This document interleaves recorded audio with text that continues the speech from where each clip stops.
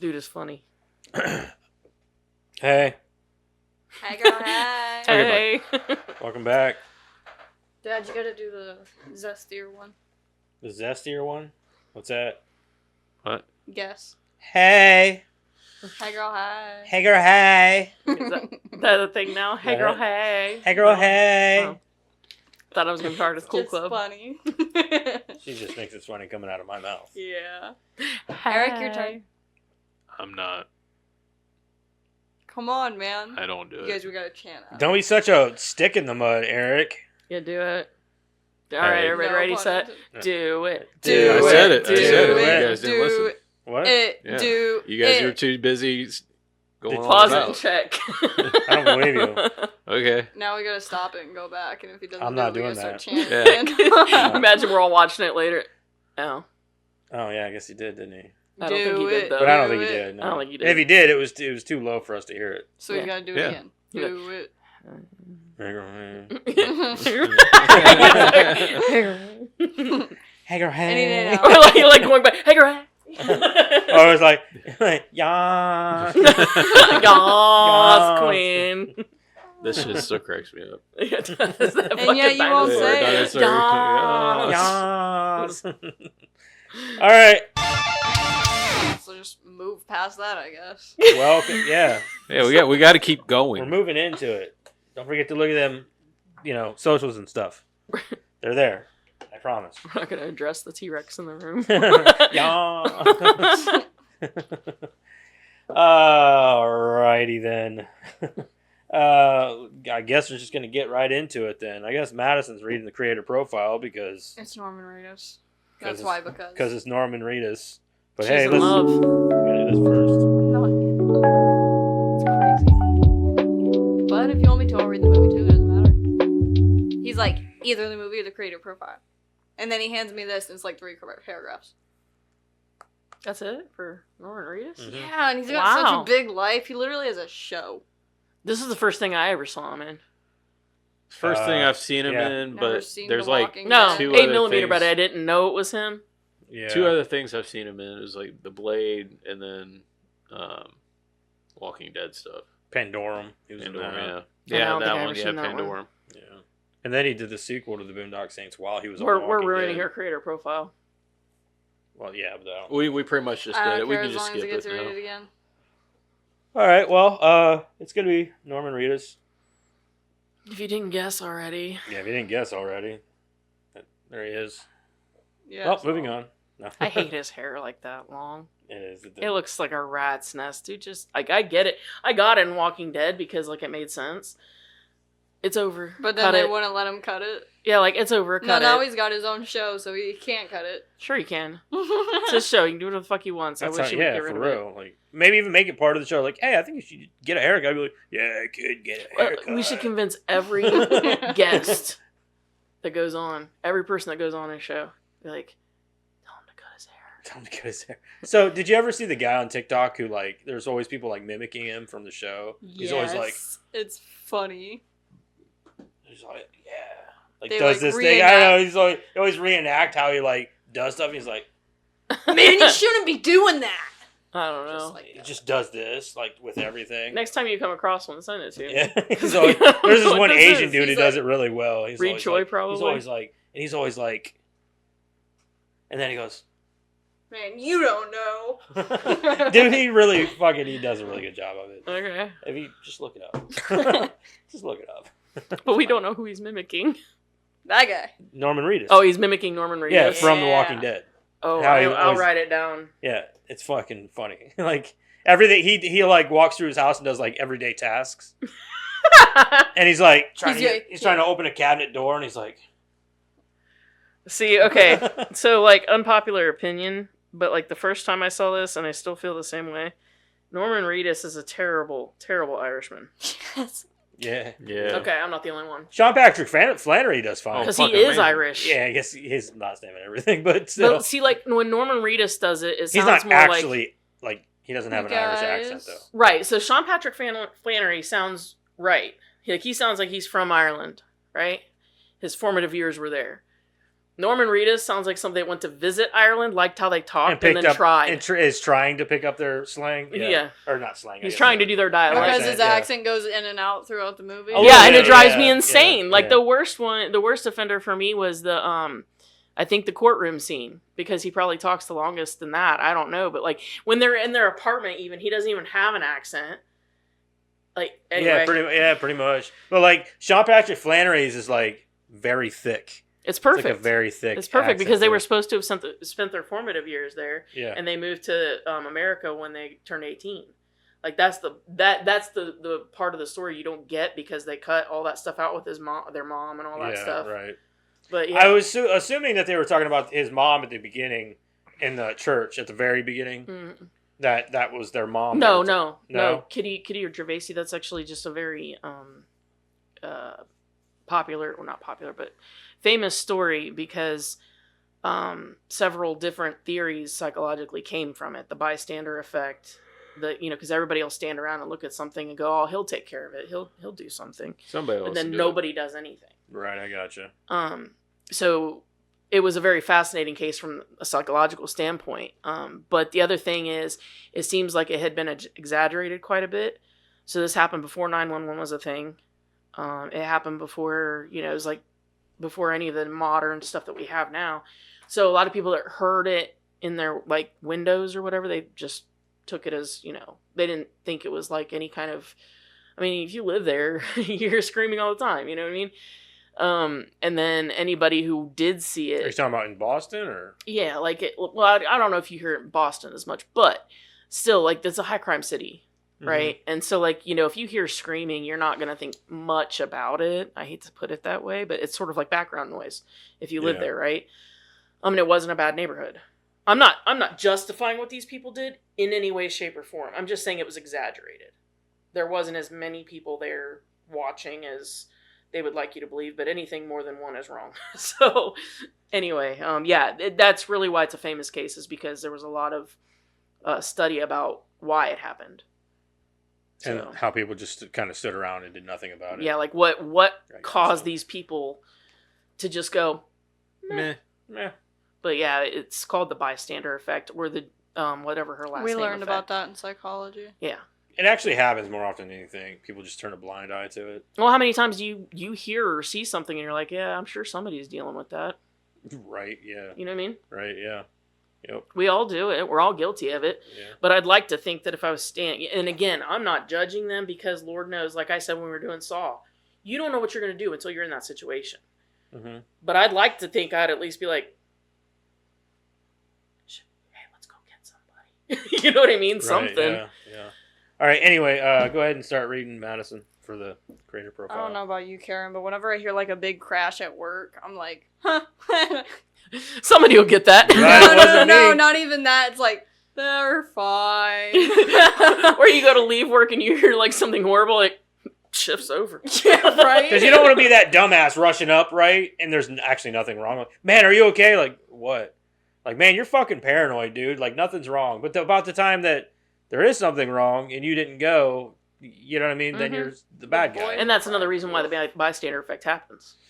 So, everybody always thinks somebody else is going to deal with it for one reason or another. Right. Like, I hear a big metal crash in the back. I'm like, stupid customers. It's like when you're in a restaurant and you hear somebody drop a plate or something and it breaks. You're like, oh, that sucks. You're screaming, give a fuck, Keisha. Yeah. You see a kid fall, you're like, eh. You alright? Alright. Alright, come on, let's get to it. And then they're sitting and crying and you're like... Anyways.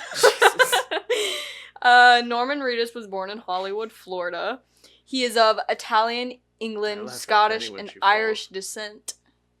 He's a little bit Irish, y'all. He's like... Not enough. Yeah. No. I'm not saying he didn't look the part or he didn't do a good job with his acting. It's the accent that I have a problem with, or the non-accent. Yeah. I was paying attention. I'm like, huh. He Americanized much faster than his brother. We'll go there. We'll say that. They do look like brothers, though, don't they? No. I think they do. They're fraternal twins. Similar. Yeah, I know that, but they don't look like No, I don't think they look like brothers. I think they look very similar. Okay, well, let's go. Anyways. I guess I can kind of see in that black and white picture. The nose, the eyes. Yeah, whenever they were younger, they would look like each other. Not now, probably. I don't Definitely know what not the other now, guy but- looks like. Yeah. Anyways, he's an accomplished photographer with several books of his photography published and continues to do art shows and galleries all around the world every year. His first novel was published in 2022 and was on the New York Times bestseller There you go. list, as well as the Los Angeles Times bestseller list, titled The Ravaged. Reedus has a production company named Big Bald Head, Inc., with his producing partner, Amanda Burden, and first look deal with AMC Studios. Norman's first movie as an actor was, I can't say that, Guillermo del Toro. Guillermo del Toro. Blade 2. Yep. Horror thriller. He Horror was in thriller. Blade 2. Yeah. I haven't seen that That's in a what I really said. long time. I'm getting there, y'all. Mimic, 1997, where he played the character Jeremy. He has also played roles in He was the in movies. Mimic? Mm-hmm. Floating, 1997. 6 Ways to Sunday, 1997. Gossip, 2000. Blade 2, 2002. And Deuces Wild, 2002. He also starred in the movies Red Canyon, 2008. Robert Redford's The Conspirator. Sure, 2010. Conspirator? Yeah, that's what I said. Oh. And John Hillcoat's 999, 2016. Norman played the role of Murphy McManus in the movie The Boondock Saints. I said that right? McManus. McManus. I don't know. The Boondock Saints, 1999. Opposite, Sean Patrick Flannery. Flannery? Alright. And William Dafoe. He later reprised the role in the sequel to Boondock Saints 2, All Saints Day, 2009. Which was kind of making fun of the first movie. I didn't like it at all. What was It wrong was- with the first movie? Well, it was just kind of like, I hate. I don't know. They kind of, I wouldn't say they made fun of it. They did kind of make fun of it, though. I never like it when they bring back a character who died in the first one to help carry the second one. Who died? Oh, talking about Rocco. Yeah. Probably because people, I know whenever the movie, they were talking about doing a second one, because I know people really wanted it.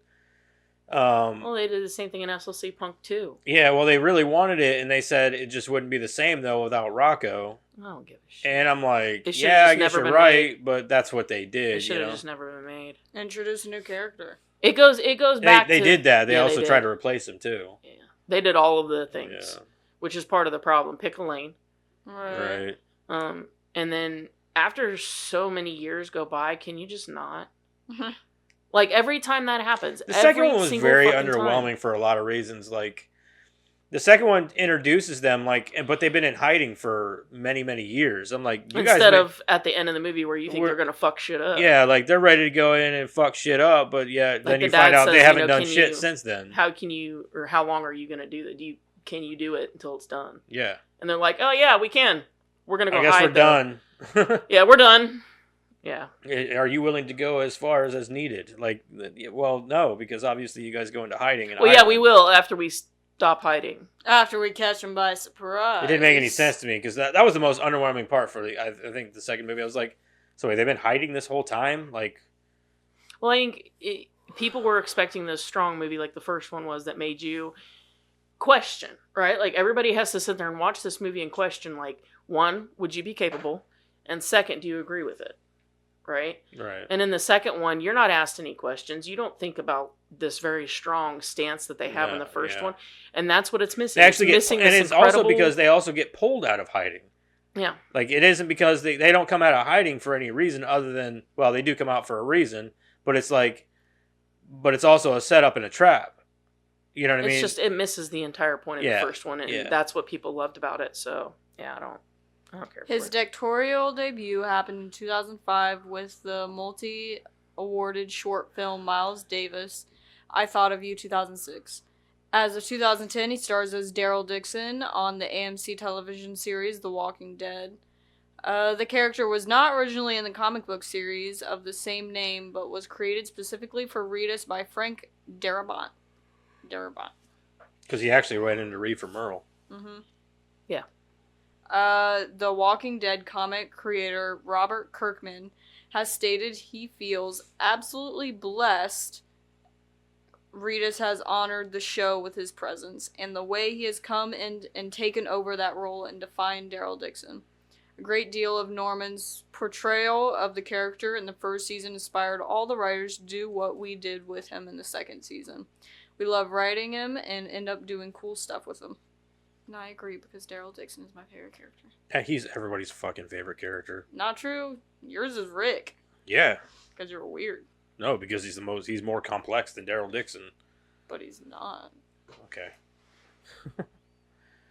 All right. Anyway, And that's a lie, because I'd have to everyone's watch favorite it again. character is Glenn. Honestly, I don't. I don't think I've watched it. Everyone's favorite character is Glenn. Let's be real. Well, I did love Glenn. everybody loved Glenn. No, Abraham. I liked Abraham. Abraham's one of my favorites. I really too. liked Abraham. I remember really liking I like him. quite a few I of the didn't cry over characters. Glenn. I cried over Abraham. Fuck Abraham. Glenn That's was the right, shit. he died, didn't he? Yeah, they both God, died. I suck at this. They died in the I same stopped episode. after. I remember I stopped watching after that episode. lot of And it wasn't people did. because of that. It was just okay. Well, I'm done. Like like when the next season came out, I was like, I don't even have any interest anymore. That Kind of was like what happened with you with Dexter. That was. It was like I don't have any interest. That's anymore. where I lost it with Walking Dead, though, is whenever Rick was taken off the show. That was the first episode of the next season. No, you see him die. You At the see, end. I believe you see Abraham die in It the was, last episode, and then Glenn dies in the very next. No, No, you it- see it. that- it No, was it a was it was the- a it was the mid-season season break. ending. It was a mid-season Oh break. yeah, because you see him Well, crack then I never somebody. finished it. Yeah, Yeah. you see somebody crack him You could- over the yeah, head, it but was you the don't know mid-season who. break, Or and maybe then I finished that season, but it I was know like I 4 watched weeks that part. between Abraham dying and then they I brought remember it back seeing for that the, episode, but I didn't watch the one with Negan. I know that. I stopped before Negan. Like, Yeah. other than like that happening, I stopped before he was like a main part of the show happening all the time. You know what I mean? The whispers were scary. You should have watched that. Whenever they first get introduced. They actually do bring some tension back to the show. The Whispers do. Yeah. Anyway, favorite Norman Reedus project. I'm I going guess. with this one. If I can't pick my Yeah. movie, then it's this. I'm going with Boondock Saints. Boondock What's your Saints. choice, Dad? I like The Walking Dead, but I like Pandorum. I'd have So to watch it first. that's another good one. I like Pandorum. It's a very underrated movie. A lot of people hate on it for some reasons. It's a space movie, right? Yeah, he's not the main character in it, but he's in it. So I like space movies. I should watch it. yeah, it's got fucking Ben Foster in it. Oh, holy shit! Yeah, Okay. it's really Yeah, and definitely. actually, Quaid, Dennis Quaid is in it. No shit. Yeah, Yeah. so- Definitely, I'm gonna have to watch that then. yeah, it's good. I actually got that one on Blu-ray too. I did watch Novocaine. Did you like it? Yeah. It was good. It was a little less than what I wanted, but it was still good. I wouldn't. It wasn't exactly what I was looking for, or what I thought it was gonna be. But I'll be honest, I didn't watch a lot of stuff about it. I just like Jack Quaid, so I was like, yeah, I'll watch that. I thought it was a good role for him. Yeah, Jack oh, Quaid, definitely, so. definitely. He definitely carries the movie. Well, that was my thought. I thought, like, how is he going to play an action star? But he doesn't exactly, and Yeah. they do it beautifully. It's Yeah. actually very well done. Yeah, I think he does a great job, and he carries the movie very well. He really does. It shows that he can be a leading man. Mm-hmm. So For good sure. for him. It's a good one. Did you say you were? Did you? I did. That's what- Pandorum, Walking Dead, of course. Don't talk for me. I can talk for myself. You taught me how to talk for a reason. Spent And the now next he few regrets years it. telling you to sit down and shut up. Yeah, it's The Walking Dead. You guys didn't even have to ask. What was yours? You already knew. Boondock. Boondock Saints. Boondock Saints. I would choose this, but this movie. Pandorum comes in I've a got my close problems with second this with movie. it. With Yeah. me. Pandorum's a good movie. Yeah. really Well, I like have it. my problems with specifically Norman Reedus in this movie. I just can't think of another movie where he does better. Nothing else, just Norman Reedus. Dude, you don't know how much I love this movie. All right. Anyway, well, there you go. That's Norman Reedus, everybody. Let's There's get into- more to his life, but Dad chose a small paragraph. There wasn't anything else. There's more to his life. Then you can start doing the fucking creator profiles. I just want to do them on this one. Shut up.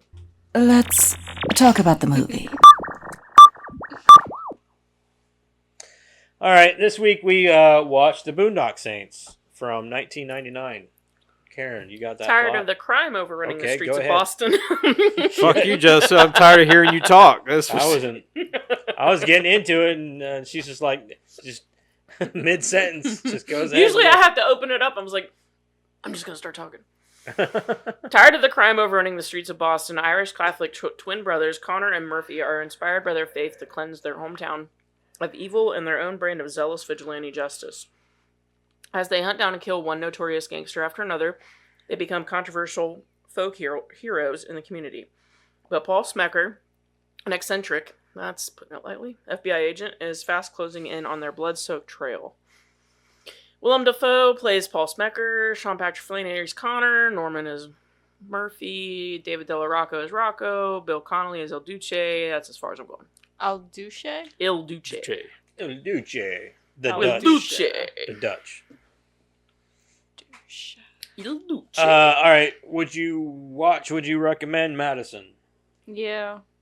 I don't know who I'd recommend it to, but I'd probably watch it again if I had the time.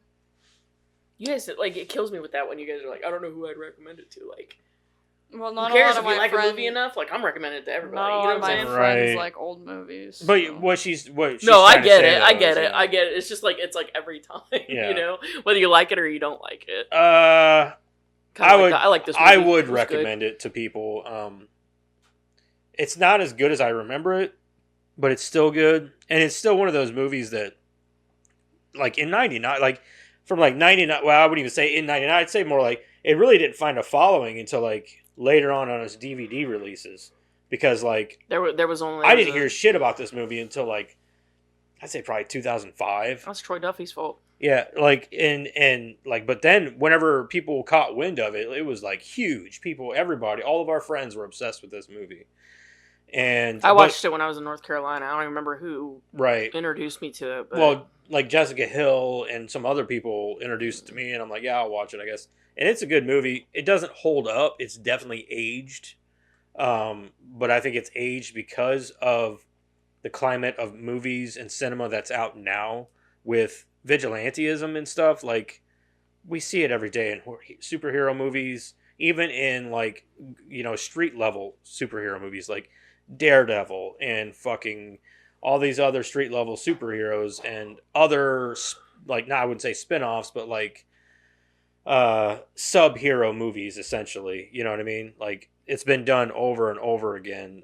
There's been movies about people who lose their shit. There was that Kevin Bacon one where he takes justice into his own hands because his that son- was like forever ago, though, wasn't it? Like 10 or 15 years ago? But it was after this movie, is what I'm saying. Yeah. Well, I mean, you had Vigilante Justice even before that. You had was it Bronson movies? Fuck, what are those movies called? I can't Well, I remember. guess that's more revenge. But yeah, there was vigilante. I mean, like Batman, he's a vigilante. Exactly. You know That's what I what mean? I'm saying, though. Like, Yeah. with the climate of cinema that we're in now, this doesn't hit the way it did back in '99 or even in 2005. Does for me. It may for you because of probably nostalgia, things like that. But so introducing this movie to somebody new isn't going to be like, oh, yeah, it's a fantastic movie. I mean, if you're using like Marvel as your background. No, not even just Marvel. I'm just saying movies in general. The kind of movie climate we're in with all these vigilante movies. It doesn't matter if it's Marvel or a superhero movie. It could be, you know, there's a lot of vigilante movies out there where people take justice into their own hands and blah, blah, blah. I'm saying that nowadays this movie doesn't hit like it did back then because there are so many of those movies out now. So if you try to introduce this to a newer generation of kids, like in Madison's case, it's not going to hit the way it did for us whenever it came out. Like, for them, they're like, okay, this is just another one of those movies. You know what I mean? So recommending this would be a little bit harder to do nowadays than it was back in like 99, 2000, 2005, whatever. But I would still recommend that people watch it because it's a very influential movie for that reason. And also, I believe that the performances in this movie, as some may say subpar for the movies, they're still good. Like, this is one of the first movies I ever saw Willem Dafoe in. I think this was the first movie I ever saw him. Yeah, I think so. And like, his performance alone, this isn't even his best performance, but still it was great. You know what I mean? And same as like Sean Patrick Flannery, like and Norman Reedus in that. So I mean, I would definitely recommend this movie, and of course I'll watch it again. I've seen this movie a bunch of times. So yeah. So it's a yes and yes for me. It does still hold up to me, but because of maybe things other people like Madison's age wouldn't consider. These are two guys who literally work at a meat packing plant. Yeah. They have nothing, and they care about nothing. Mm-hmm. They live in a shithole box, right? And they're willing to just be like, you know what? Fuck this shit. And they go up against the fucking Russian mob. In one day, they flip a switch going from just working at a meat packing plant to going after the Russian mob because And they're Italian assholes. mob. Yeah. The Italian mob. Yeah. That's what I'm saying. They're going after fucking everybody, the mob in general. I don't know anyone that has that kind of balls. Right. And also... Probably because they'd be in jail. Maybe. Maybe. I'm just saying, like, okay, if you want to look at, like, Marvel movies or whatever, it's easy to have balls and it's easy to go after people when you have money, power, influence, and people who will protect you. Yep. These guys had none of that. Mm-hmm. It's literally just two dudes who decided that they'd had enough and they went to town. Yeah. So I still find it very influential. I still find it very impactful. If you watch it, I mean, you should be watching it from that perspective anyway. But that's me. I don't care. I'll recommend it to anybody. I don't give a shit. What about you, Eric? Yes and yes. Simple. I like it. All right. I'm going to go ahead and read the movie. Spoiler alert. If you haven't seen the fucking movie, the movie's been out for 26 years. So if you haven't seen it, then I would suggest going and watching it. Or don't. It's up to you. Either way, just listen to our podcast.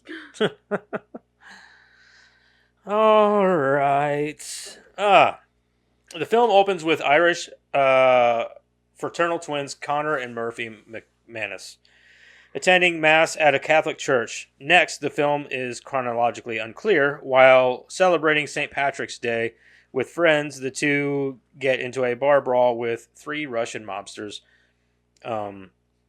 who receive a sound beating. The morning after, two of the Russians seek revenge on Connor and Murphy, who kill their attackers in self-defense. Connor and Murphy, what very Irish names. FBI agent Paul Smecker. Smecker. Is it Smecker or Schmecker? Smecker. Just Smecker? Just Smecker. Smecker like the pecker. Smecker with your pecker?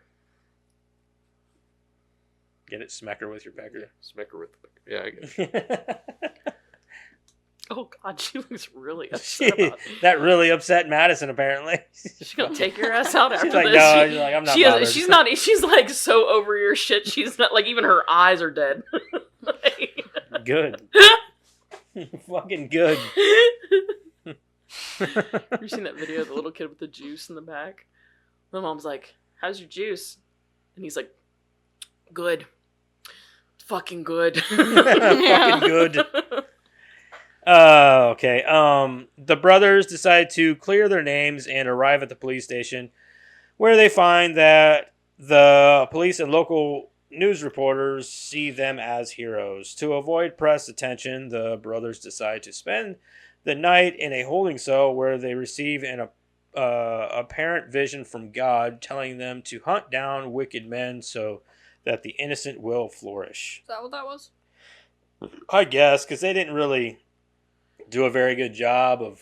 I think it's a dream that they're coming out of. They hear their father's voice. Yeah, I understand that, but I feel like they should have given us a little bit more. Well, there's a lot of stuff that they cut that I feel like was pertinent information, like the fact that they lived in Ireland until they were 18. Right, yeah. I mean, because otherwise, why do they have such thick accents? Exactly, You know what I mean? There's some editing choices in this movie that really fucking bother me. I never said it was perfect. I said it still... Oh, it's definitely not perfect. And I noticed that more watching it this time. I'm like, God damn, this is like the poorest editing I've probably seen in any, like, at least well-known... It bugged me that you could see the appraised movie. squibs before... What is it? The squibs. When they shoot you in the blood. Yeah. You could see the whole get-up under their clothes. Yeah. I saw the squibs look like they look like bulletproof vests. Yeah, but they have those pieces on them or whatever. And after like a gunshot, they press a button or whatever, and it like explodes like a gunshot. Yeah, I could see those, and it drove me nuts. Yeah, that does drive me nuts. But I guarantee I would have never noticed if we hadn't watched it for this. You know what I mean? Yeah, 'cause Like- you're definitely watching it with like a very intrusive eye. You're like, oh, I'm just dialed in on it and shit. Either that or maybe it was because it was a Blu-ray. Because you know how like in Blu-rays That's true. We everything did is watch a the lot 1080p more. remastered. Yeah, that's what I'm saying. Yeah. Like I remember my DVD never noticing this stuff, Yeah. right? And I probably watched it like 15 times on the DVD, right? Yeah. Imagine trying to Stuff- watch it on a VHS. Oof. Well, no, they didn't have a VHS, I don't think. It would have been out on Was VHS it? in '99. Well, in any case, I got the Blu-ray out, had to open it because I hadn't watched it in like I don't even I own don't this movie. even- I had to rent it. I don't even remember how long it's been since I've watched this. Why'd you rent it? It was free You on got Plex. it on your computer. It was free on Hulu too. Was it on Hulu? Yes. Okay, whatever. We watched it. That's the important part. Yeah. Anyway, Connor and He was Murphy. getting angry last night over it because his hard drive wasn't working. There was a lot of things not working properly. So And then his hard drive passed the virus to our TV, and then the TV wouldn't turn on for a minute. So yeah, it's really weird that my You better not put it on my hard drive. you probably moved a virus onto the hard drive. No, You better check I your don't think I TV. would've. Mm-hmm. You got him thinking Mr. now. Pirate. Dude, I got a lot of pictures on there. Stuff. Anyway, That's all he's got to say about it. I don't really know what to say about it. I don't think I have any. Fucking virus. Come on. I mean, Better do a viruses don't even virus check. exist anymore. Mm. Yeah, but we're like the millennials that had to deal with viruses. So anytime somebody says computer We- virus, virus- we're all like, no! It's a virus. We grew like, up no, on they fucking don't- LimeWire, all right? We We gave our computers viruses on purpose just for Yes. that album, man. I needed that. And everybody album. paid for Norton. They paid for that shit. Oh yeah, Yeah. because we were using LimeWire. Yeah. Had to. yeah, it was a necessity then. Nowadays, your only necessity is like a good malware, and like in a VPN. You need a fucking VPN. So I anyway, don't. Norton had to work for their money, though. fuck yeah, they did. Yeah, back in the day when there was Fuck. LimeWire, shit. And viruses everywhere. Well, that and then like porn Everybody's- sites. Yeah, We were on everybody's porn sites fucking... getting. Yeah, like let me go ahead and just download this virus so I can get this music that I want.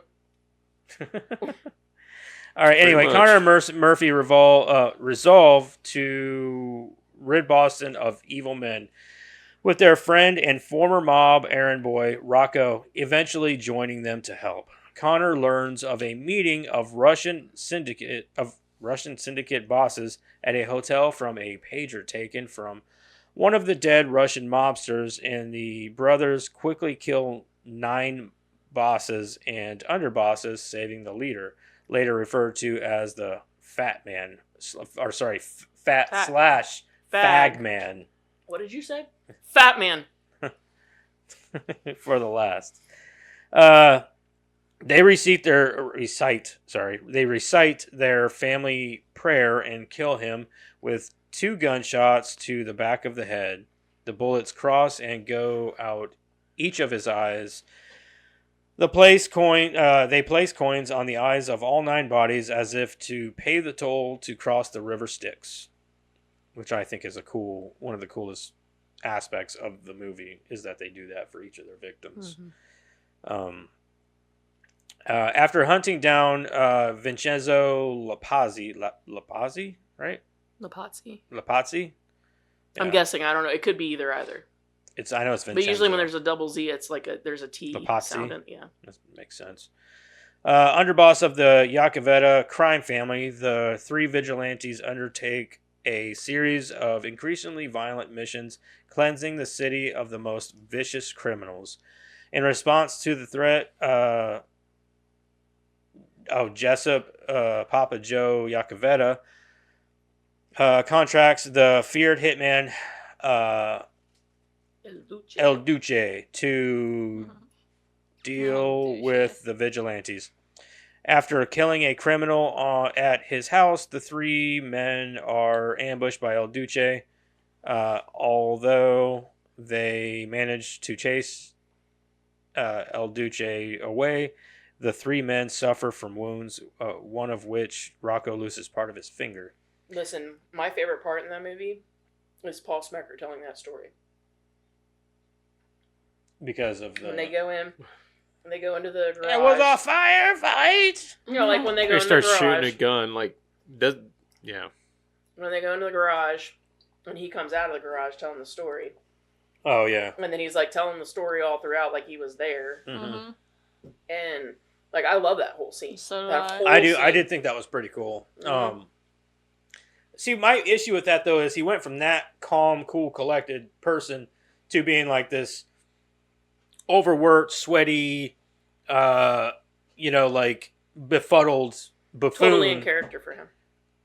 For his character, I don't know, man, because like I get that he's losing. frustrated. He's losing. He doesn't like to lose. Right, I get that. He's but shown that a few times.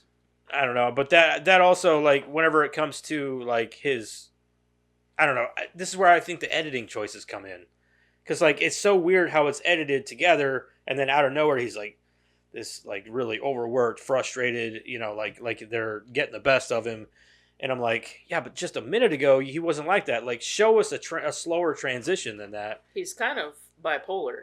Yeah, I get that, but Yeah. it's just the editing choices. I guess it doesn't mesh well together. I suppose I wouldn't say that it's not like his performance didn't bother me. It's just the way I think it's edited together that bothers me. A lot of the editing choices in this movie really fucking bother me. The way a lot of scenes are edited together, how it transitions, fading out. and yeah, some of the fade outs.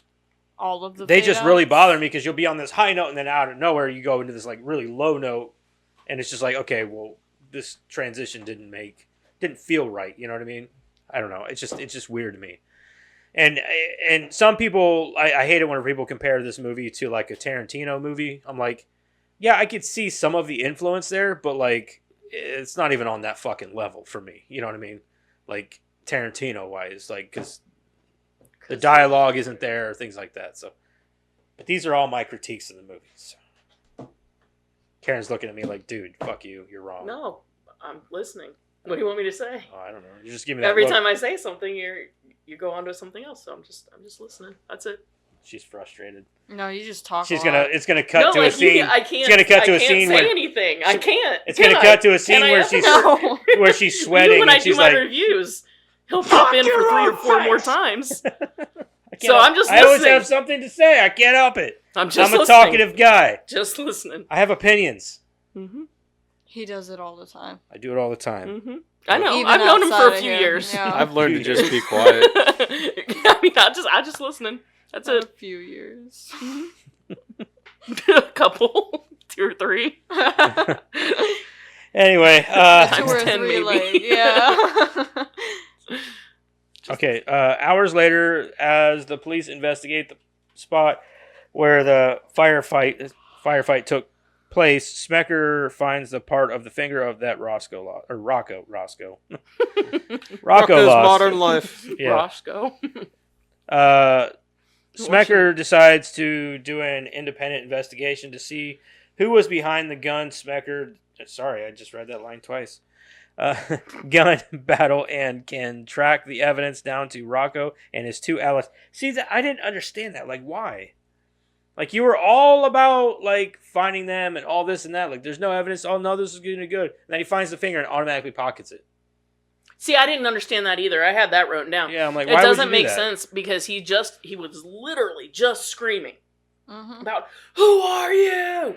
Well, you know. Like, why And wouldn't then he looks make down that? and he Why sees would the he? finger? why That's would a he make huge that- piece of evidence. Yeah, why wouldn't he make that evidence apparent to everybody? Like, holy shit, I just found this is the smoking barrel. This is the this It would is make right sense here. if it was after he had made up his mind to help them. Exactly. But it wasn't. Yeah, Yeah, exactly. didn't I get- agree with you there. I had that written down. Like, I I was don't like, understand. why would you just pocket the finger and not tell anybody? Like, that doesn't make any sense. Am I the only one that didn't get any hints that he was gonna like choose to help them at all? He just was like, That's another I'm gonna thing. help There you, was and I was nothing like- that worked up to that, and then just out of nowhere, he's like, I'm gonna get shit faced and go.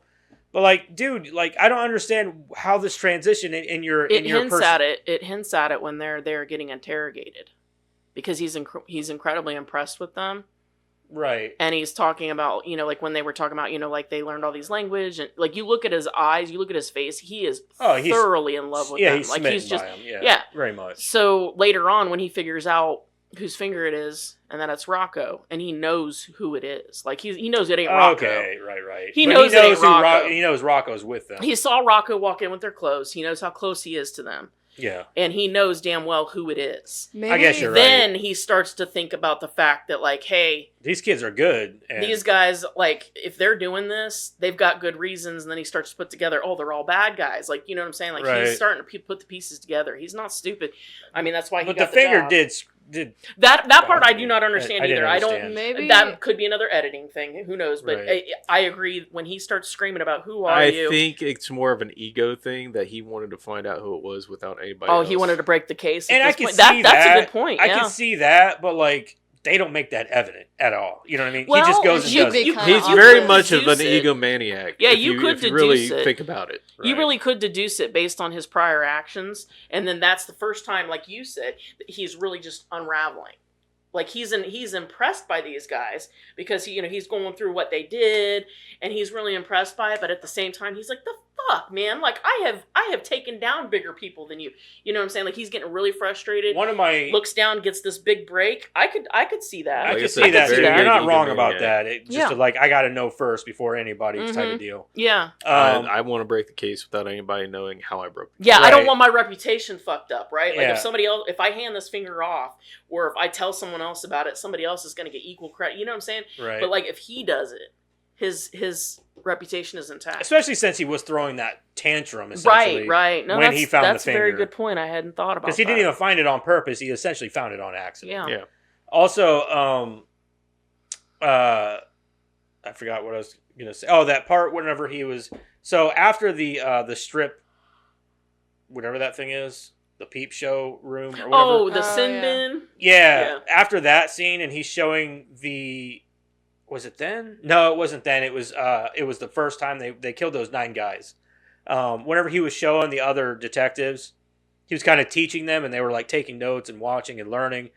I think that was something that really praised to his character and to those characters. Mm-hmm. Because not only did it show what kind of character he was, that he's willing to teach them so they could be better detectives, but it also showed that they weren't great detectives themselves, and they're still willing to learn. Yes. And I like that scene because he's like, and not only is that, but you're also learning. You're like, holy shit, Yeah. that's awesome police work right there. I also love the fact that by the time you get to the bad guy's house and he's telling that the way he's telling that amazing story and everything, like they're all very comfortable with each other. Like they've all been working together this whole, even Greenlee. Like so Greenlee's been told to get bagels and coffee Yeah. and you suck this whole time.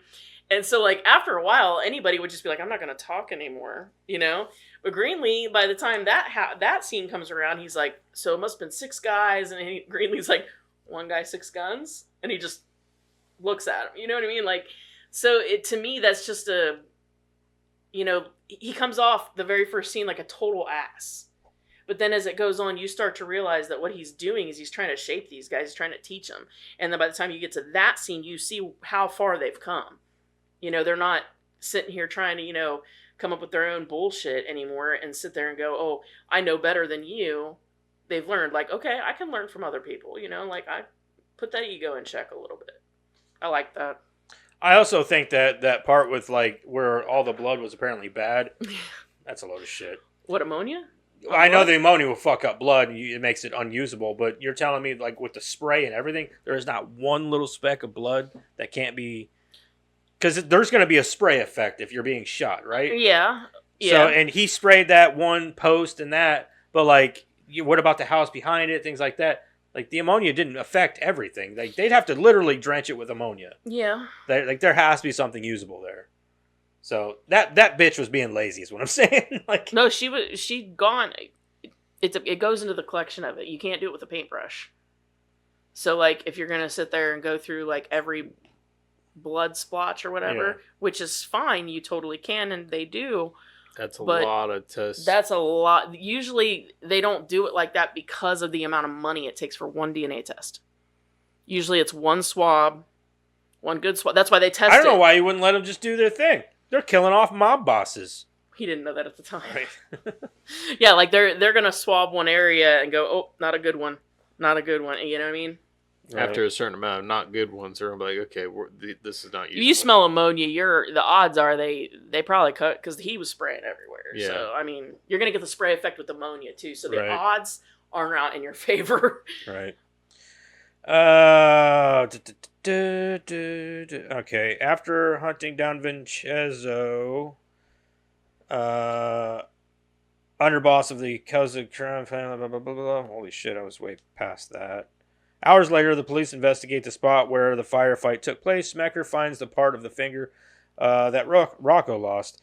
Smecker decides to do an independent investigation to see who was behind the gun battle and can track the evidence down to Rocco and his two allies. This puts Smecker in a difficult position as he decides on whether he should go on and prosecute the three men or if he should help them in their cause. After receiving advice from a reluctant priest, Smecker decides to help the three men. To do the three men, he would love to do that. Later, That's why he showed up in the outfit he did. Yeah. Oh God. He makes an ugly one. He does make a terribly ugly woman. He's not an incredibly attractive man either. But... No. After receiving advice from a reluctant, Talk about aliens. later the brothers Oh, and no, that guy was Rocco. all for him. Well, he said he hadn't been laid in a minute, so It was a week. He said a week. So I ain't That's been a late in long a time. week. that's a long time. For who? Yeah, not that long. Okay. I guess he probably isn't married. A week for a married man isn't that long. We're like, fuck, we had it like 2 weeks ago. I'm good. But I guess whenever you're, him, I guess whenever you're in the mob, it's a little bit different. Karen's like, no, I gotta have it like once every couple of days. You're not far off the mark. I go fucking nuts. I'll go fucking nuts. No, she's just going nuts for them nuts, Jeremiah. Jeremiah. I've been told no before. Tired. I'm tired. Later the brothers and Rocco infiltrate the Yakavetta headquarters to finish off the family. They are captured and Rocco is shot and killed by Papa Joe. The brothers escape from their chains and, as they say their family prayer over Rocco, El Duce enters the room unseen as their backs are to him. As he recites the family prayer with them, it becomes clear that El Duce is the brothers' father. He joins them in their mission to kill all wrongdoers. I love that he goes from like this feared hitman to like, well, I'll just join these guys in what they're doing because I love killing people. What I thought was interesting was because like I made the comment to Jeremiah about, I was like, it doesn't really make sense that he would be their dad. Like, he works for the fucking mob. Like, wouldn't he have the same mentality as them? But then Jeremiah said, yeah, no. I mean, it's kind of Different age. No, it's kind of the greatest cover. You work for the bad guys so you can kill bad guys. And he even said, Rocco said, no women, no children. That was that was his only contract. thing, was that he no women, no children. He loved, and they even say that he loves knocking off wise guys. Mm-hmm. So, but also, which I didn't. He's think not about. Part of the mob. He's just Correct. Used by the mob. Well, it's like Jeremiah said. He said it's the perfect solution. Yeah, you're getting paid by the assholes that you're trying to kill. Yeah, pretty much. And that guy even said, "Watch how trying to hire him is like the worst thing you could do." Yeah, it's like a last resort. Yeah. Yeah, because once you cut him loose, he's gone. He's a madman. Yeah. Papa Joe is sent to trial, and though there seems to be enough evidence to convict him, the reporters on scene anticipate his acquittal due to his gaudy-esque demeanor and the jury being rigged with his men and family members. The brothers and El Duce, aided by Agent Smecker, infiltrate the trial and make a speech stating that they intend to eradicate evil wherever they find it before the three men recite their family prayer and kill Papa Joe, causing panic in the courtroom. The media dubs the three saints. And the media dubs the Three Saints. And the movie ends with various candid interviews with the public reflecting on the question, are the Saints ultimately good or evil? I think that they are a necessary evil. That's kind of what I think of them. Like, I don't have a problem with it. I actually wish I could do something like that, but like at the same time it's life. Like you're killing people. Like I don't Not know. people that and they're matter. I don't quite know if fucking it- reckless about it too at the beginning. I don't know if I have it in me. Yeah. And I like to live with it, right? Like Yeah. to like these guys are terrible people and we'd all love to sit here and talk smack and say like, Yeah. "Oh yeah, I'd put a bullet between those eyes," you know? But could you? But could I and could Yeah. I live with myself afterwards Yeah. if I did it just because? If Yeah. I did it just because he was, you know, A the bad Yakavetta person, crime yeah. boss. If I just did it for that reason. See, like, and at the beginning, whenever they start doing it, they're very sloppy about it. They're just killing everybody, and they're going off of anything Rocco says. Like, yeah, this guy's bad. Like, but how do you... Like, I'd be like that guy, like, but how do you know they're bad? What makes them bad? What did he do? I like the fact that it sort of shows you them starting out making mistakes, doing And that's things fine, wrong. but they don't recognize them as mistakes, though, either. You know what I mean? No, I don't disagree, but that's part of the reason that, you know, like they're growing up too. You Yeah. know what I'm saying? Like you realize some of the like the scene where they're all using that iron and stuff. Yeah. You know, like Yeah. okay. That was a good fucking Okay, scene, well, though. but hold on a second. There's something about that I didn't notice the first 1,000 times I've watched this. But so the rope, he gives his brother shit about the rope, and then Yeah. it ends up saving him. Yeah. Right. I wonder if this was something similar that they just didn't point out as like in your face about it. But so you remember when Rocco comes back to the apartment after finding out that they did set him up, Yeah. right? And he just You mean starts the day after they killed the cat? yeah. Because that shit was funny. I can't believe that just fucking happened. My favorite part is when he's telling the girlfriend about it later. And I shot she's your like, fucking she's like, cat. "Where's my cat?" Bitch, I killed your cat. I thought it would bring closer to our relationship. And she's like, "You killed my." And I he's will like, shoot "I will myself. shoot myself in the head if you can tell me that cat's name." Skippy. The girl Skippy. next to her is like, Skippy. She's like, Skippy. He's like, And he's like, Fuck! What color was it? Was it, bitch? That's got to be one of the best scenes. But anyway, I like the part where like well, hold on, they then covered she's like- covered then the she's blood like- stain she's with yeah, like they like a just poster. put like Yeah, a with a poster little over the poster. bloodstain. She's You can like, still see the she's like, blood fuck you, behind Rocco. it. And she's like, fuck you, you fat bitch. I can't go buy a pack of smokes without running into 10 guys, you fucked. Yeah, but no, I wonder if this was sort of a similar thing as the rope. So he comes into the apartment just freaking out, right? And he's like, we gotta go, and he's just packing everything, right? He's just picking up. He gave it an automatic and started grabbing records. Yeah, he Like, starts throwing just shit in a bag, right? One of the things he picks up is an iron. And I remember thinking to myself, because I hadn't seen it in 100 years, dude, what are you going to use that fucking iron for? Like, why are you running around the house with a damn iron? Like, that's, you know, like the rope thing in my head, right? Where he's like, what do you need a rope for? And I'm thinking in my head, you're just packing a bunch of random shit. An iron, that thing's heavy, you know? And then later they ended up needing it. Yeah, they ended up needing it later. I just wonder. Hey, man. Come full circle. Yeah. That should be on the cover, actually, of the movie. Like, if they ever do Just like an a iron. Pack it even if you like a don't think you'll 4K need it. release, like it's just an iron. Yeah, like the soap for the Fight Club. Yeah, just an iron with a little bit of blood on it. No, they should do like the iron with some blood on it, and then like the rope kind of goes on Yeah. the other side of it. It's funny. You guys have anything you want to cover or anything like that? One thing. Anybody else, when you go gun shopping, would love to just hand them like a stack of stuff, and then they just turn on the light and say go? Oh god. Well, I think the whole intention was you can fill these bags. Yeah, I know, but I'm Yeah, just but- saying, like, even a duffel, you give me a duffel bag. I'm getting a lot of guns. I'm with probably Oh my going to jizz God. in my pants. You know what I'm saying? Yeah. Like, holy shit. it. Yeah, I'm gonna have a lot of guns with a duffel bag. yeah. So A lot of That's what I'm guns and saying. ammo. Yeah. Yeah. Like, that was amazing, that scene. I always love that scene. Every time I watch it, I'm like, damn it.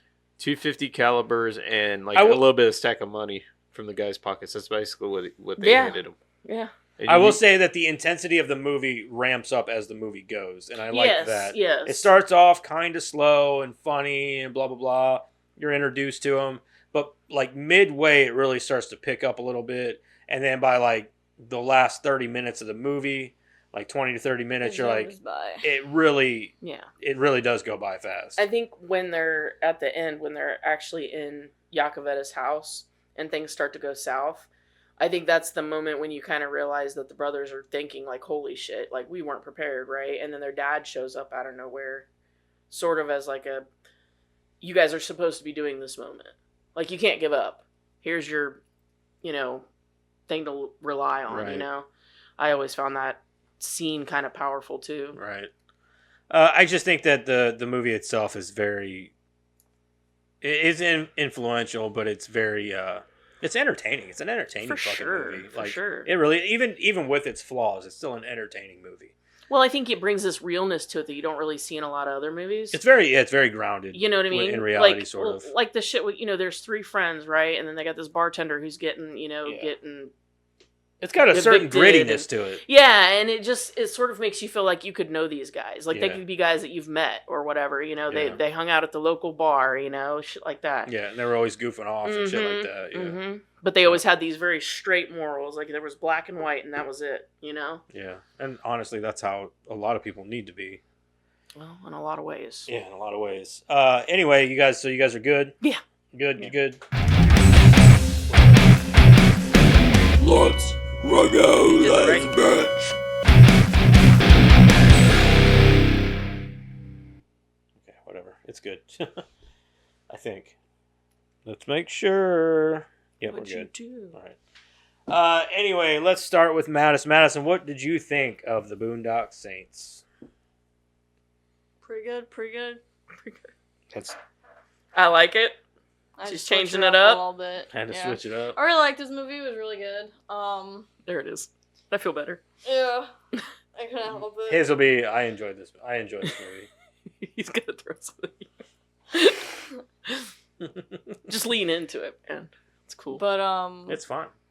It's what we expect of you. We need to come up with our own catchphrases. I know, See, right? The problem is I'm jealous. Actually. Really, I am too. Like, I don't have a catchphrase like that. Like, I don't have anything to start with. It just never fails me. Like, I need to come in like, Bazinga! This movie's great. That one's already that's already taken. Oh, yeah. All right. Sorry. Yeah, don't ever do that again. Banzaya! Banzaya! There you go. I was trying to help. I'm pretty sure that's a little racist. It's not racist. I don't like it either. I don't got one either. Yeah. I just don't have it. Yeah, it's just not there, I guess. I mean, we could throw something and make them have a noise. Hurt! That doesn't really go for like a review though. Like every time you start your review, hurt. It could. It could. You do it enough, people will become accustomed to it. Like, why does he do that? I don't know. Could you imagine me the first time you watch this? We're all giving normal reviews. And then here comes Joseph, hurt, and then he starts in on it. Try it out. See how it feels this time. Oh, geez. It's kind of a stupid noise. Yeah. That's the whole point. That's pretty funny. Yeah. Okay, Colonel Sanders. All right. There were a couple things. There were a couple things weird about it for me. But I love Norman Reedus. That's not why I like the movie. I swear. I'm sure. I also believe like you. the Green Goblin guy. He was cool. Willem Dafoe. That's what I said. I thought so. Green Goblin guy. Man, I gotta clean up my ears. Yeah. It's all And that maybe sex- like it's all that sex you've been having. It's all that what? Sex she's been having. Oh, her. Yeah. Madison's like, excuse me? Better not be having any fucking sex. How? I'm stuck here all day. Goddamn right. Anyways, I like this movie. It was pretty good. I forgot what I was saying before. As happens, I understand. Oh yeah, I like Norman Reedus. Mm-hmm. Yeah. But I didn't like how it would fade in between going back between like the Past and present. Sure, yeah, that's what I meant. Oh, the And- bounce around in the timeline kind of thing. I liked the timeline thing. I thought it was a cool idea. I just didn't like the fading it did. Because the first time it did it, it confused me. I was like, was this a made-for-TV movie? Like, because it confused me. Mm-hmm. And then they kept doing it. I'm like, well, that's disgusting. So. Yeah, I understand. Like, it's the fade out from the present to the past. Oh, where I they're agree. doing It doesn't look like... It doesn't look good. It's not I don't well know. done. It's not some... I don't Yeah. know. It's like... When I first watched it, I felt the same way. I thought, okay, this movie is obviously a big budget, or not big budget necessarily, but a big movie deal, right? Mhm. Like it had all of the other. But I agree, there's something about that, the look of That that, feels and kinda it cheap doesn't and- feel right. They could have Underdone. done the fade out like Like, I Wayne's can World. make that fade out. Well, like, I can do that same fade out on CapCut for free, so, like, Right, it right. kind of, like, throws me off. I'm like, I don't. You didn't I'm like not the disagreeing editing. with you. I felt the same way the first time I watched it. I thought this isn't like very. I don't know. Whoever spliced Edited. this thing together, put it Yeah. all together. They missed something in the translation here. Yeah, and, it was also Norman's accent. I'm sorry. I love Norman Thank you. to death, but Thank Jesus Christ. Yeah. It Thought I was was going like, fucking crazy. it didn't even, like, to me, it didn't sound terrible whenever he did it, but he didn't do it all the time. He only did It it would've whenever he been- was, like, yelling. And that's fine. He can do that, but he has to be kind of on the same level as Sean Patrick Flannery.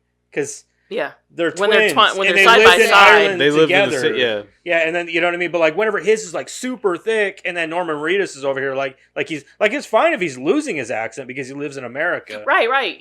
But whenever or Sean Patrick Flannery's over here, like, and his is super thick, like you would think that they would be kind of on the same level. And you think that this Yeah. is something that they Not to probably would've mention they live discussed together. while Well, see, filming. Eric and I have relatives on Grandpa's side that came from Ireland, Scotland. and no, that's on Jim's side, Oh, yeah. but on my mom's side, and they like came from Ireland, and like they would have that accent even 20 or 30 years later, like Sean Patrick Flannery, where you can finally understand them, but there's this very thick part of it still that there is no denying where they came Which is from. funny because Bill Connolly, he's actually from Scotland. Yeah. He's Scottish. Well, you can tell that in he has a softer Mhm. like way of delivering his stuff, and that is a very Scottish trait. Right. Our great grandfather. Kind of like the fuck's his name? Like when he says theater, He when was he would say James theater, Bond. that's more Scottish. The fuck is his name? James Bond. Oh, Pierce Brosnan. No, I know Sean he's talking Connery. Sean Connery, yeah. I was just fucking around. Pierce Brosnan. Thank you. That's what I was like. Who? Pierce Brosnan? And you're like, no. I'm like, Well, he damn played it. Bond too, so I was like, no. I know, Karen. but he is not Bond. Sean Connery is Bond. You know what I'm saying? Sean He was Connery's only the best- Bond. He was he's only the Bond best in that Bond. 007 game.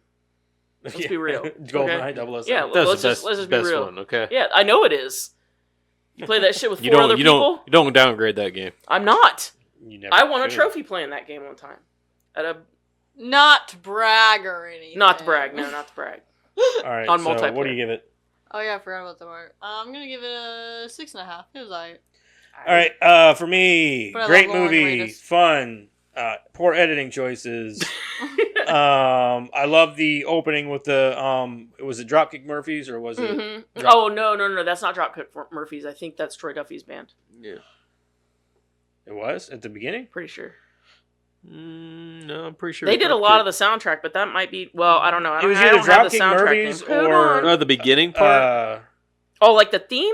Oh, I don't know. No, at the Hold beginning, whenever they were like in the When they were after they walking? walk out of the church, on. Well, hold on. I'll look it up. 'Cause No, it was I'm pretty either- sure that was I'm looking it up. I have it. I just can't think of what's.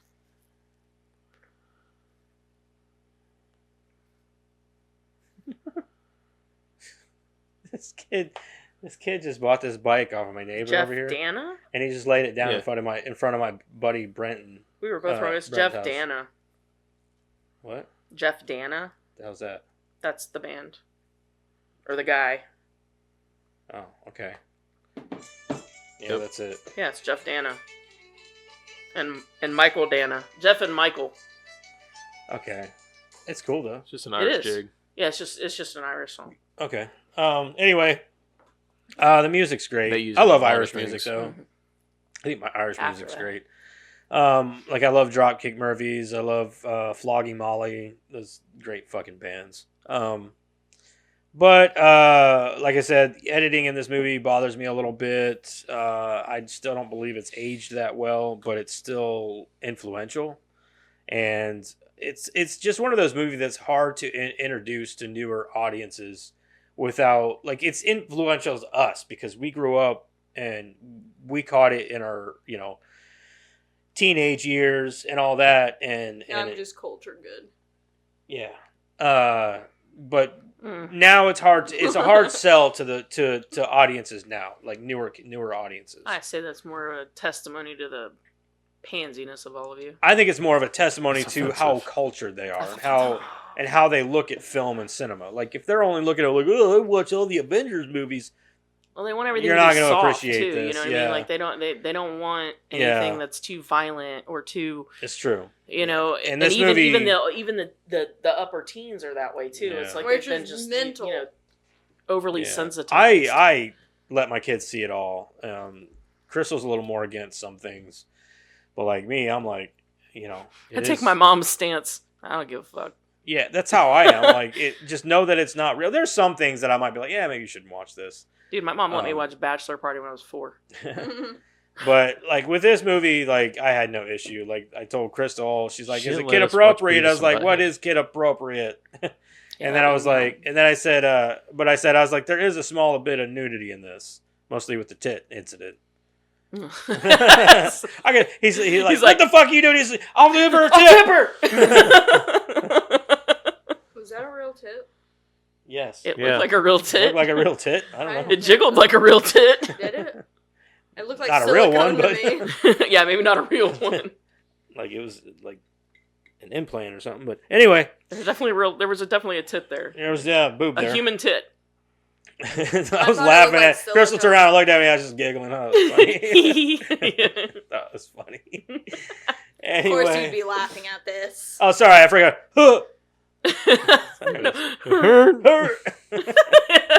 Okay, it can't be his catchphrase. He's terrible at it. Yeah, I'm terrible at it. You gotta have that little Hurt.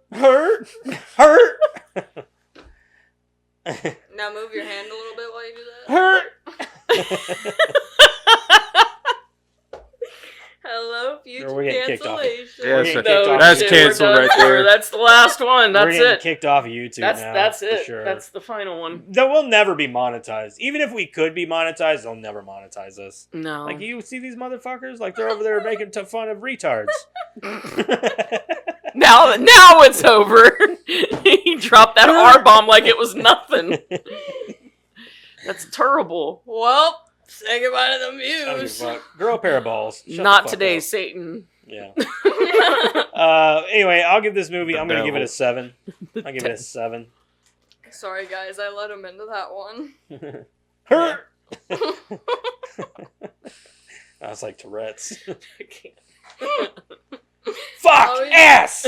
I'm gonna get you a Proverbs book or something. Yeah. Now do- he's you making gotta do fun the of people with Tourette's. Oh, fuck what's ass next? hurt. Hurt. And what was the one that Norman Reedus came up with? It was like something if you can't stay out of the kitchen. Oh, fuck. What was it? If you can't something, it was then get out of the kitchen. Right, like don't do this if you can't stay out of the kitchen or something Yeah. like that. Yeah. Dude, Like, why don't you make like a tree and get the fuck out of here? Except that one kind of like could be an homage almost. For, I think that one's funniest. with that, if you leave the F bomb out, it's the same thing that fucking what's his face in Back to the Future, Biff used to say all the time. Oh yeah, yeah. Make like a tree and get out of here. Yeah. He just added the fuck. Yeah. Make like a tree and get the fuck out of here. This mix and match shit's gotta go. This next match, it's gotta go. So, some of the stuff we've already talked about. Norman Reedus is non-accent to accent to lack of accent to sort of an accent. Drives me insane. Stick with either bad accent, no accent, or a pretty good accent. Like, don't wave in and out of all three because it just fucks me up and makes it look worse. I think I kind of said most of my other stuff. Storytelling of the bad hitman. I will say that the use of like music, the music and the storytelling going together, it just makes it that much more like impressive. It plays a different part to pull you into. Yeah, the movie. Yeah. They all kind of do a lot to add to sort of like a realism to it, or it just pulls you in and makes you interested in what they're saying and what they're doing. Mm-hmm. I hated that I could see the squibs. I don't know why I look for squibs in every movie because I think they're fascinating to me. Yeah, I love those. They're things. cool as fuck, but it's something that you don't want to see. Yeah, I don't want to see them, but I look in every movie, because I want to see. It makes the movie less realistic to you. I love the bloopers too with them, like where they have the gunshot go off and then like 3 seconds later, and those always crack me up, just the mismatching. But in this, it was even worse, just because I'm staring because I love the squib special effects so very much, and so I'm always looking at them, and so I'm staring at them like, damn it, I can see the squibs again, Yeah. And it was just, I don't know, that drives me insane. The editing, like you guys said, but I love the movie overall. I love the message. I know that it's not necessarily a very moralistic message, but I mean, sometimes people just should be fucked up. Yeah. I just. But, then you get into the whole debate of, what makes you judge, jury, and executioner. I get that, too. As a matter of fact, that's one of my favorite parts of this movie is actually how they ended it with all of those news segments. Yeah. Because you can sit here and be like, yeah, fuck them guys, fuck them. And then you hear some of the other arguments coming from other people, and you're just kind of like, well, that's true, they got a point, too. You're right. Kind of like politics. Yeah, and so it does draw you in, even at the end, watching these news segments. I really like that. I love it. I love the fact that they ended it that way. It's the question of, is it right or wrong? Mm-hmm. Is it good, evil? Is it in a morally gray area? Like, how do you... Yeah. Like, how? I like the fact that the movie is obviously very pro, right? Yeah. But then you get to the end, and they end it with giving the audience the microphone. Well, not just that, but also, the people who are watching the movie, they get this, so there are two sides. Because you've just been watching it from this one side this whole time, and just being solely... So, you're all gung-ho about it at the end. You're like, yeah, I'll fuck some people up. Yeah. And then they kind of lay this moral dilemma in your lap and say, kind of make up your own mind. Is it right, though? You know what I mean? That's what they're asking you. They're dropping it into your lap and saying, okay, audience, I hope you enjoyed the movie, but there's a little more to this. Here you go. Yeah. I like that a lot. It's asking you that question. Yeah. But there are some serious flaws to it, but I still fucking love this movie. I am going to give it a 7.5. Okay, what about you, Eric? So I really like this movie. Did you enjoy it? I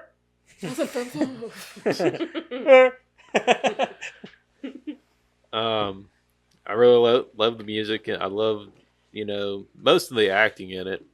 Didn't really care, like you said, Norman Reedus' accent. Didn't care for the editing. But overall, I really like this movie. I got to come in probably about an 8. 8? All right. That's a good one. All right. So that's 7.25. All righty then. You guys want to guess that Rotten Tomatoes stuff? Oh, I'm guessing that the critics gave it like a 20. Damn. I'm sure they didn't like it. I was going especially to go nowadays. with at least a 40. I'll do 60. 20, 40, 60.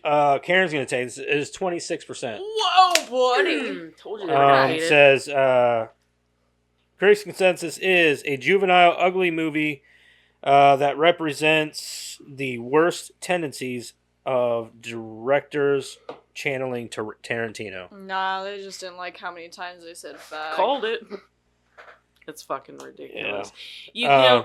I don't like it when directors are compared to other directors directly like that, because if they're good directors, they'll pay attention to other directors, and you're always going to mimic. You're always going to, you know what I'm saying? Like, you're always going to have those crossovers. How many movies were trying to be Tarantino back in Tarantino's heyday? That's true.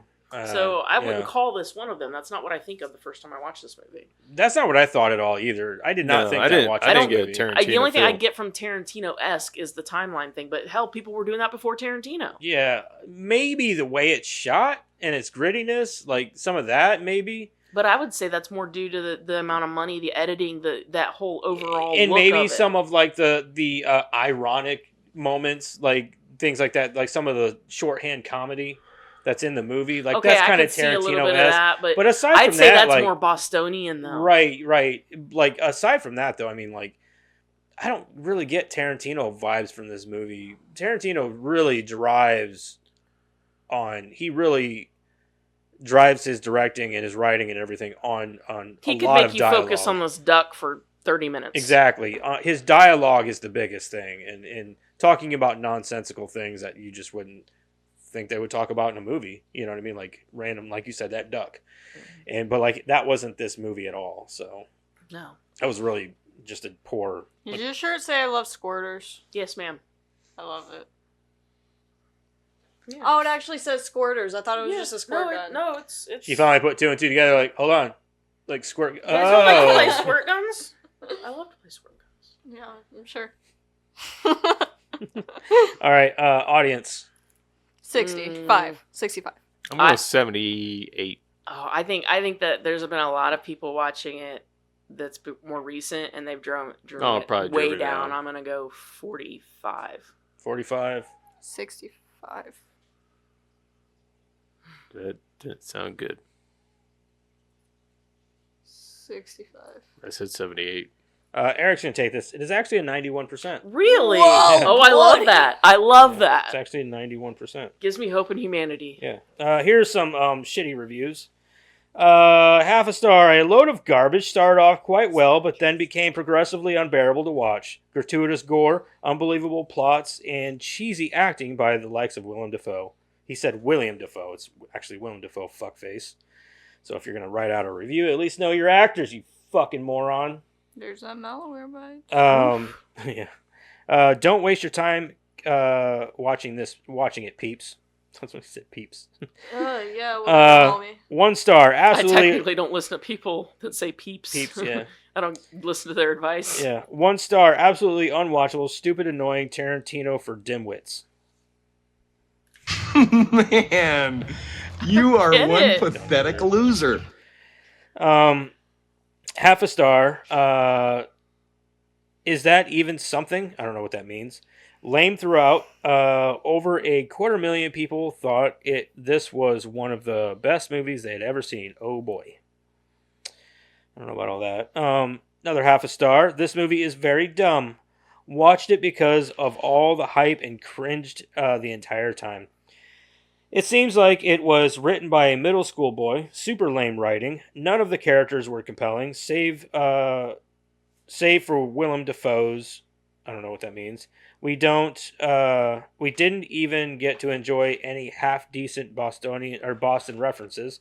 Save yourself some time and pass on this one. Yeah, because a middle school boy understands and cares about, the Nobody- consciousness of evil. Yeah. 1 star, grossly overrated, low budget, amateurish pulp action. It's kind of shocking to see how the regular audience seems to adore it. This is not good movie making, and it's not so bad that it's becoming good, or it becomes good. E.g., I don't know what that means. The Disaster Artist.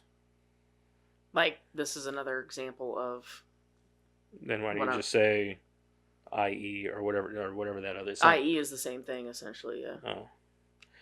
Oh. Another one. Hold on, I think I got 2 more. 1 star, moronic, sophomoric. Big words. I like that. I'm going to start saying that. Yeah. What was it? Moronic, sophomoric. I think that almost sounds like a spell you cast. Like, you're way moronic, sophomoric. You're way too mature for me. Moronic, sophomoric. Doesn't What it, does that though? even mean? Well, Moronic moronic is means like stupid. it's I know stupid. what moron means. And then sophomoric, I guess, kind of means the same juvenile. thing. Juvenile, yeah. Oh. Okay. The Boondock Immature Saints. juvenile. Yeah, the Boondock Kinda Saints like a is in. sophomore. Yeah, the Boondock Saints is an experiment that exercises violence, for the sake of violence in the hopes of Is there anything better than that?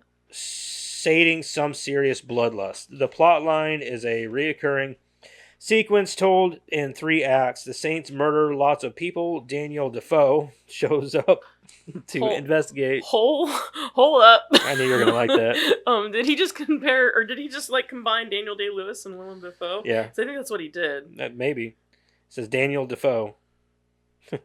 Sir. Investigate the Hold Saints. And Defoe. Respectfully. Yeah, right? Eat my ass. I'm pretty sure we messed up Willem Dafoe's name before. You two did. Yeah, William. I did? One of you did. It was probably It me. was back when we were in the upstairs. I don't think I've ever. Maybe. I don't know. Because I brought up No, Willem Dafoe. you started it. I and said then William. you I said said it. William. Me and him both were going back. I thought and I forth always saying knew it was William. Willem, but I could be wrong. I don't know. Maybe I didn't. I don't know. I know him now. No, I'm gonna make a TikTok of that. I'm Anyways, gonna find the I old think this one guy just missed and the point of combine the them. movie. Yeah. The Saints and Defoe recall how they murdered a bunch of people. This is repeated ad nauseum and gratuitous slow motion. Little seems to separate the Saints from the people they murder. In fact, the bad guys, and that's the question you're supposed to be asking yourself at the end of the movie. Fuck.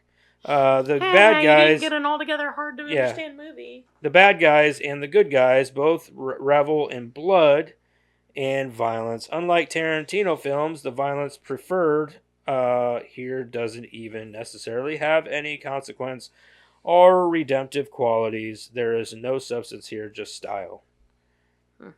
Okay. All right, last one. Sure. Star and a half. Never in my life have I seen being so intensely invested in such a heaping pile of shit. The editing and pacing of this film is so goddamn horrific. If you had told me I had an aneurysm halfway through the film, I would. Uh-oh. We heard somebody scream. Now we got Somebody's dead. sirens. They're dead that way, though. Okay. The scream came from that way, though. Oh, did it? I thought it came from that way. Who knows? It's somewhere. Sorry, where was I? We live in the hood. No, we don't.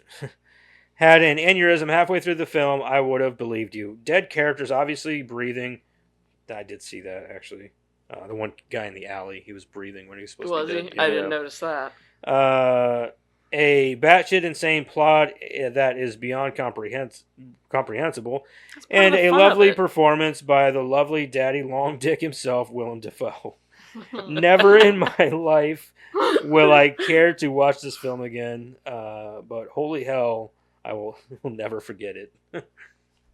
So at least you got that. That guy in the alleyway was breathing. Yeah. Normally, I love paying attention to I dead know, me bodies too, and right? notice that, and I didn't. Yeah, I didn't normally I notice it. that It's every pretty time. quick, but you see. I believe you. I believe you 100%. I'm just Mhm. saying, like, usually that's something I zone in And it's on. like the main thing Yeah. I pay attention to whenever there's a dead body. Yeah. Is that body Or like breathing? if they're in water, like I'm Mhm. holding my breath the whole time. Like, would they survive? You're dead, You're a man. fucking You are champ, dead. I baby. can't do it. You're cheating. cheating. You got a Get on bleeding the tube in your door. mouth. You know, I guess the actress from Titanic, what's her name? The girl who plays as Oh, Rose.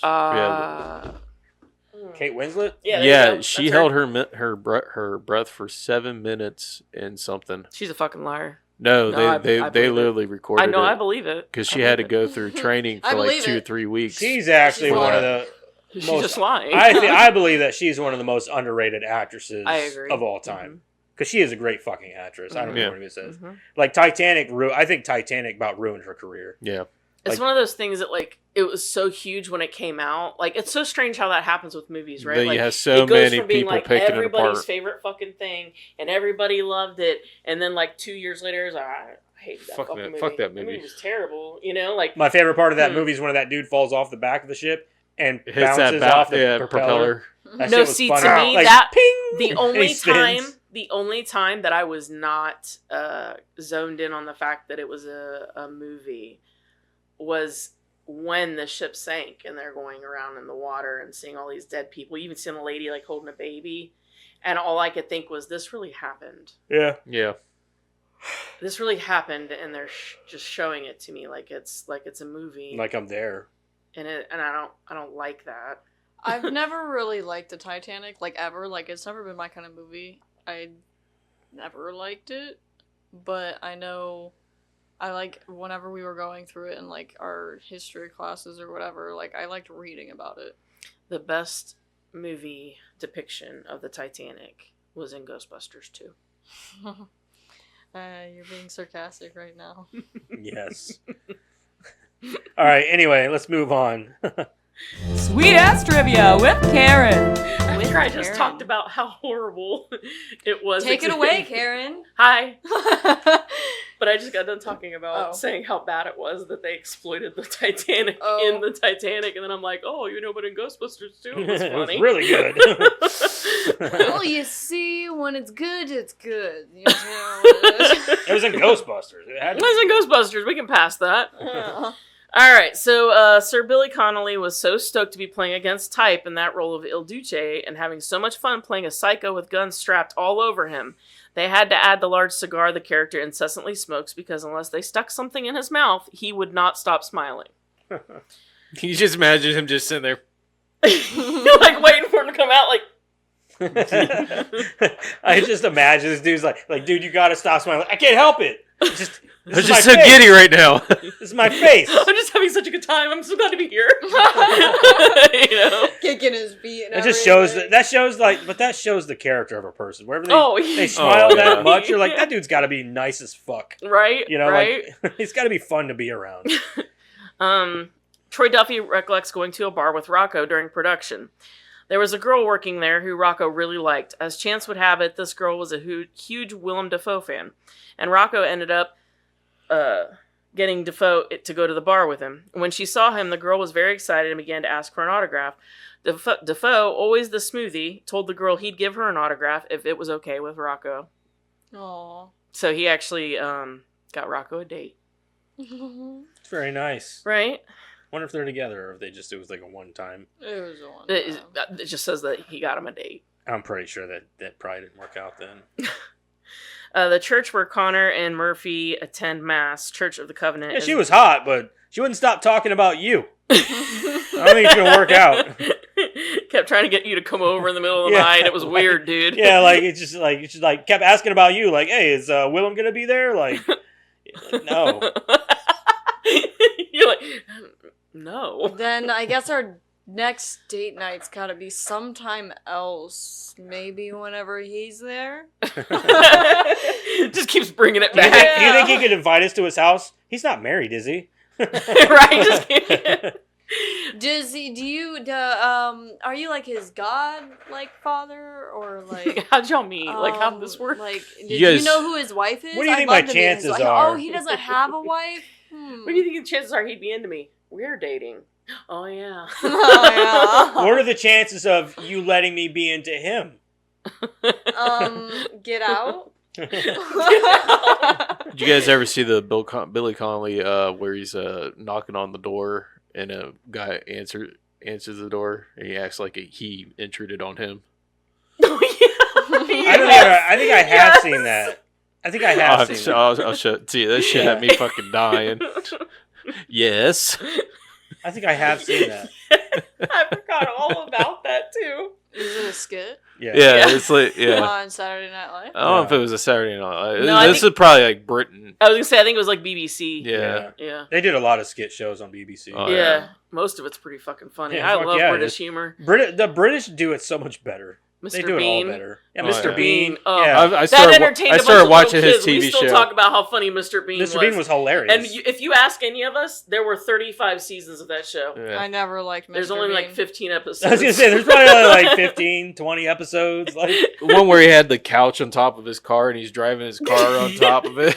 I love when he's sitting in the hospital. we talk about Mr. Bean on this podcast a lot. When he's sitting in the hospital, there's the fucking dude awesome. with the whole body cast. Yeah. He's just moving all of his limbs. just to be a dick. Oh, yeah. He goes into like this. He goes in to do this like test. I don't know what it is, but he's like in a room full of other people. Yeah, he He's keeps pulling trying to out steal that pencils. one guy's stuff. And he keeps stealing the other guy's stuff. Yeah. And he's like pulling out pencils, making noise, and they're all trying to concentrate on the test. Well, the one guy goes to like sharpen his pencil for the first time, and Mr. Bean like covers up all of his answers like the dude's trying to cheat. And then Mr. Bean starts to do it, and then he's like trying to cheat, and the guy's like, you know. I have to watch some of that, Mister. I wonder what you can watch that on. You can watch it on Plex. I just started watching some of his TV You shows. used to be able to find it on Hulu. I know it's on Plex. Okay. I love Mr. Bean. I don't. See, that's what I'm saying. Like Yeah. they It doesn't, they don't doesn't understand. translate well for the newer generations, man. should really get into some dry ass humor because the IT crowd is fucking. I hilarious. love Oh, the dry IT humor. crowd is fucking great, dude. I love love dry that humor, shit. but I never. See, he knows. Have I you was seen the telling IT him I crowd? have not seen I it. was Oh, dude, telling it him is so about funny. where they gave her the internet today. Oh yeah. Y'all. Does Y'all. And the great thing is, they're in the back of the room just snickering like two little girls. Yeah. And she's like, I have the internet. I have the And they're all internet. like, Wow. And then they're like, what? Yeah. Wait a minute. It's fucking hilarious. It is funny. You gotta watch it. It's also got that dude from What We Do in the Shadows, the TV show. What the hell's his Oh, name? Matt Berry? Yeah, that dude's Yeah. fucking great. Oh, in that dude, show. he That's the is. first thing I ever seen him in. Oh my god, he is so funny. Yeah. He is one of the funniest. He's got the Oh. hots for the girl or Yeah, whatever. Jen. And he's always hitting on her and Yeah. shit. It's fucking And great. he says her first and last name, I'm pretty sure. He's always like Jen and then whatever her last name was, I don't remember, but oh god. When he came on there, that was fucking Yeah, because funny. he comes in and like, It was after- after the first CEO died when Yeah. he jumped out the window. Yeah. and he takes over for him or something. Yeah. Or like it was his dad. It was or his some son, shit. yeah. Matt Berry was Yeah. his son, yeah. He takes over the company. Yeah. The Shit's worst great. CEO ever. That show is fucking hilarious. I hated that it ended after 2 seasons? I think it only 2 was 3, seasons. but Was it? maybe it was only 2, but I thought it I was don't maybe remember. 3. I don't know, but I love that And show. then the dude that lives in the back room, he's like a Oh he's like- god, he's like Richmond. a- Richmond was yeah, my favorite. He's like the goth Oh, vampire he was my guy. favorite, dude. Yeah. Like, it's cradle of filth. Help me get through some hard times. The church where Connor and Murphy attend Mass, Church of the Covenant, is not a Catholic church but a Lutheran one. No Catholic churches in the area would allow filming in their sanctuaries due to their objections to the plot of the movie. The character David Della Rocco is named after the actor who plays him because the character was based on and written for him. The tattoo that Connor has on his left hand says Veritas, which is Latin for truth. Murphy also has a tattoo in the same place, but on his right hand that says Equatus, which is Latin for justice/equality. I put that in here because I always meant to look that up and never got around to it. And I was always interested in what it meant. So if you ever wondered what it was, No, no. justice and equality. The more you know. Yeah, we need some of that. Like, the more you know. Troy Duffy Reading flew Rainbow. to New York City to meet with Ewan McGregor and offer him one of the lead roles. At a night out, Duffy got drunk and they got into an argument over the death penalty, and McGregor passed on this movie. This led to Miramax Films putting the movie in a turnaround. Troy Duffy's screenplay was inspired by his disgust at seeing a drug dealer taking money from a corpse across the hall from his apartment. Duffy, who was working as a bartender and a bouncer, had never written a screenplay before. This initial premise for the Boondock Saints came when Troy Duffy and his brother Taylor, when they lived together. Duffy notes that drugs and guns were constantly coming through the building and how he and his brother always fantasized about doing something about it. Not that we'd ever kill anyone, because we certainly would not, to the best of your knowledge. This movie was given a limited release in the United States due to the Columbine Massacre. It was only shown in 5 theaters for only 1 week. However, it later developed a huge cult success from the word of mouth following the success of the DVD sales and the follow-up with the Boondock Saints 2 All Saints Day in 2009. The word fuck and its derivatives are used a total of 246 times. Troy Duffy recalls meeting Billy Connolly for the role of Il Duce. Connolly, always the more jovial of characters, wanted to play the baddie. Duffy also recollects days shooting on the street where Connolly would entertain the cast, crew, and spectators with comedy bits. On more than one occasion, Duffy had to pull the comedian away from performing just so he would do his scenes. This movie That's cool. was That's a guy who enjoys right, what he does. right, and wants everyone else to as well. Yeah. Shot in 32 days.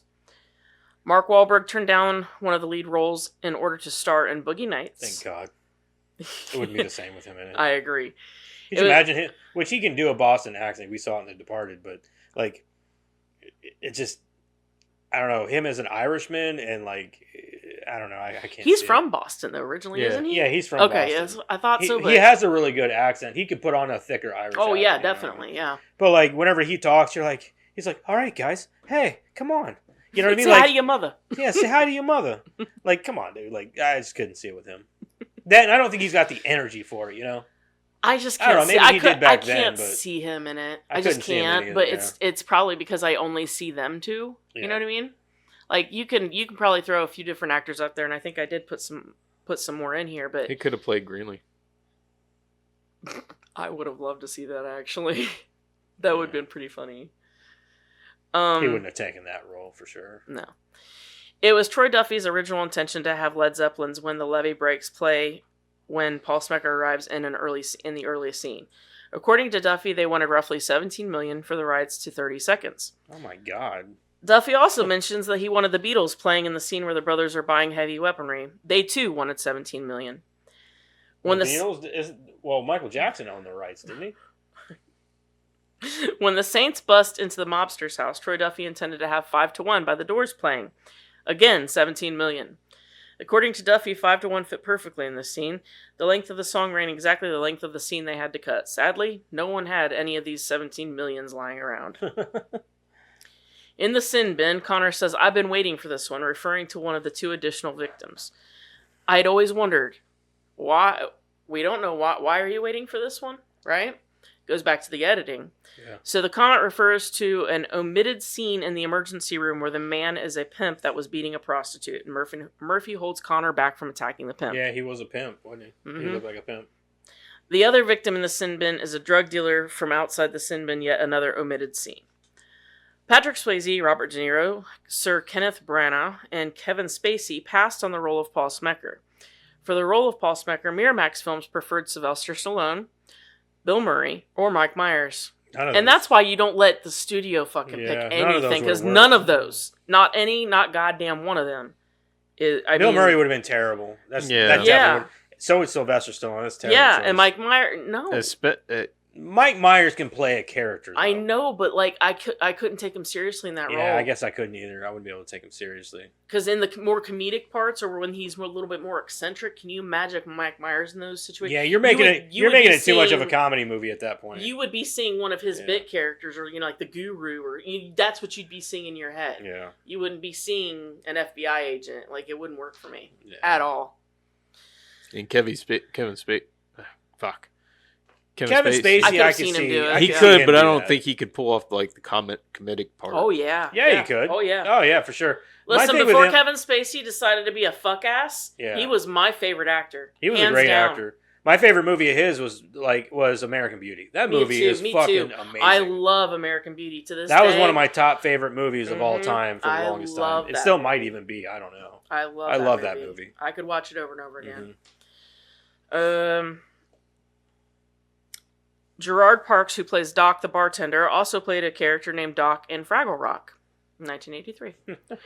Troy Duffy mentions he did a John Woo ripoff for the shootout between the brothers in Il Duce. He liked the idea of dropping out all the sound and only having music play while so much violence and action was going on visually.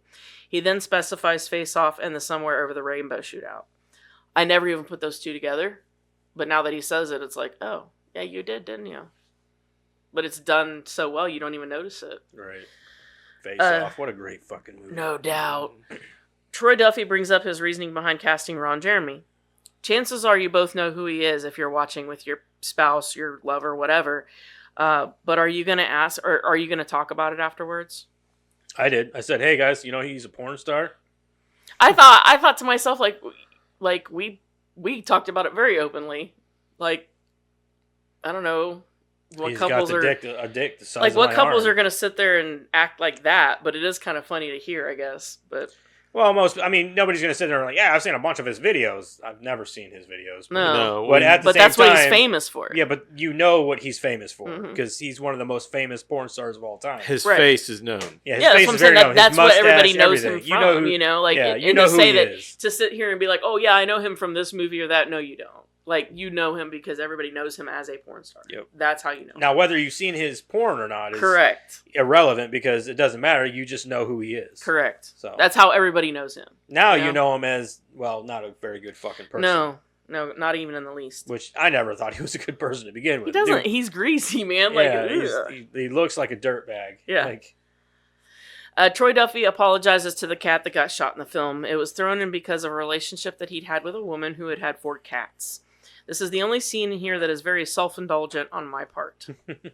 And lastly, anybody have a idea on body count? see, there's 9, 3. 56. No, hold on. I'm adding 9, 3. Does the cat count? Yeah. Does the cat count? Okay. So there's cat, 9. I say And 25. how many were in the house? There was 1, 2, 3, 4.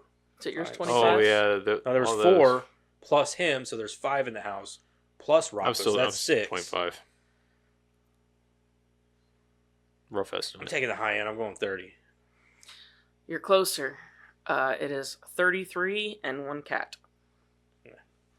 To 34. 34. I'm gonna go 34. The cat counts as a body. I guess. It's a death.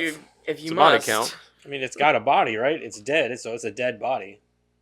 It doesn't have a body anymore. guess, but yeah. It's just splattered all over. Yeah, a wall. no, you can't count that. It was just a mess after that. Say, It was just- goop. It was goop. On It the was wall. done. Yeah. Covered by a poster. All right, is that it? Yeah.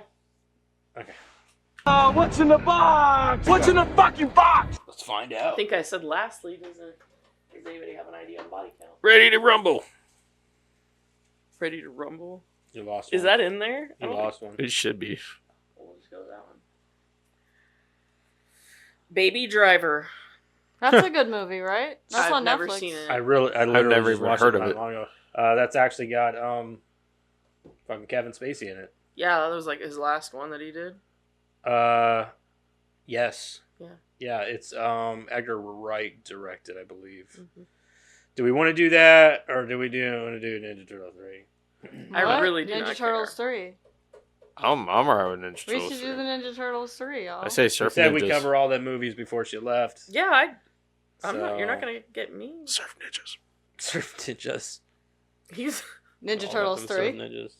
Yeah, we'll do Ninja Turtles 3. Have you never seen it? Yeah, you've seen it. I seen it like once, but I don't remember what it was about. This is What's the it one that on? you guys have seen. This is the one that's what you This is the call one it? that go back. What? Have I Yeah, seen time. it? The time. Oh, yeah. Whatever. Yeah, Back in Time, I yeah. rewatched Oh, yeah, the I've- first one I've the most. fucking lived on this This is the for one a I've long seen the time. least. I've seen Yeah. it probably. I mean, I've seen it a lot, but it's like far less than the I other probably I've only lived seen it on once this or one twice, but I don't think I ever for the actually paid longest time. attention to it. I used to watch this movie more than I did the other two. Which is weird because I watched the other two a lot more than I watched this one. Nope. The first one was always my favorite though, mainly because the I think disc that Michelangelo it was- was on was a cheese pizza, and I loved cheese pizza when I was a kid. Michelangelo's like on par with They're this crazy comedian. the things that actually like stimulate your memory. You know, you're like, I know that because of this and because of this. I just and because of remember that. Michelangelo being so fucking Like we funny all in this do one. it, you know. Yeah, the movie honestly isn't bad. From what I remember, I think it was just too harshly critic. Like it was just. I don't remember it. But we'll see. We'll see. Next week might. I change know I've things. seen it, Yeah, but probably like I haven't once, seen it and I in a probably long wasn't paying time. attention. I haven't seen it in a long time either. I so- probably wasn't paying attention. That's what I'm honestly, saying. 'cause Like, I know I don't didn't think watch I the was paying second one. attention. I do remember the first one though, over and over and over again. Right. Mhm. Well, you heard it here, people. Go ahead and That's check out them socials and all that, and get on our X and our Instagram and our all that shit. It's all in the description. Just go there.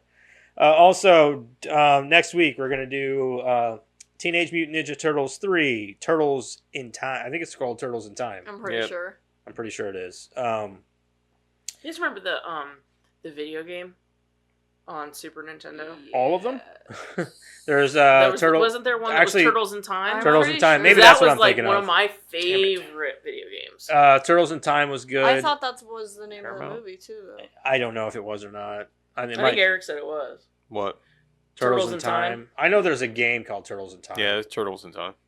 Dude, I love that game. It was absolutely my favorite. I don't know. That's there- all we It is played a in our game. living room or Mhm. grandma's living room for the Mhm. longest Them time. fucking things in the sewer. Fuck them things. Now you get to the fucking NES one. Now fuck that one. It's just called Teenage Mutant Ninja Turtles 3. I thought it was. Yeah, it doesn't say the movie Turtle- isn't back in time, no, but the game is. Yeah. So he asked. The game. Yeah, that's what I was asking. So next week we're gonna do Teenage Mutant Ninja Turtles 3. I think it came out in 92? 93, I think. I think it was 93. I think you're right. Dude, this movie's been out for 2 years now, and I still haven't watched it. That's actually insane to me. What movie? I just had it up new on. Ninja Turtle movie. You've never watched it? No, Yeah, you guys went to see 93. it in theaters without me while I was working, as per usual. And we watched it at home too. No, you didn't. You might have been at work that time too, though. Lovely. It's not a bad movie. It's pretty fun. Yeah, I'm sure. I love Ice Cube's in it as like the Fly or whatever dude, and it was I pretty know. funny. I loved him in She's that. over there going, yep. Anyway, next week, Teenage Mutant Ninja Turtles 3. Be here, watch the movie, all that good stuff. Until then, bye. Goodbye. Bye.